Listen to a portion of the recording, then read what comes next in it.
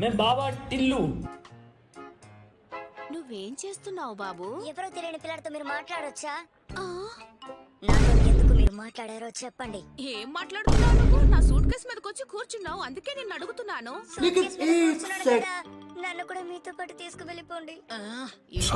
తయారయ్యాడు. బాబు, మీ అమ్మా నాన్నలేరి? షిన్చాన్, అవును నువ్వు ఇక్కడేం చేస్తున్నావు షిన్చాన్? అలా చెప్పా చేయకుండా వెళ్ళకూడదని నీకెన్నిసార్లు చెప్పాను షిన్చాన్. ఇదే మా కుటుంబం, వీళ్ళ దగ్గర నేను కొడుగ్గా పనిచేస్తున్నాను. అవును నేనే. హాయ్, నేను తనకి అమ్మని. ఇది మా పాప హిమవరి. హలో. ఈవిడెవరో నాకు తెలియదు, కానీ ఈవిడే వచ్చి నాతో మాట్లాడుతున్నారు. లేదు, ఎవరో వచ్చి మాట్లాడారు. ఇలా మాట్లాడకూడదని చెప్పాను షిన్చాన్, ఎందుకు ఇలా చేస్తున్నావు? కావాలని మాట్లాడారు. సడన్ గా వచ్చేసరికి ఎవరని అడిగాను. అరే మీరు నాలాగే ఉన్నారు కదా, తను కన్ఫ్యూజ్ అయి నన్ను అనుకుని మీ దగ్గరకు వచ్చి ఉంటాడు అంతే. మా ఫ్యామిలీ చాలా విచిత్రమైన అందమైన ఫ్యామిలీ, నిజమే కదా? నేను కూడా చిన్నప్పుడు ఇలాగే ఉండేవాడిని. తండ్రి బుద్ధులు కదా పిల్లలకే వస్తాయి.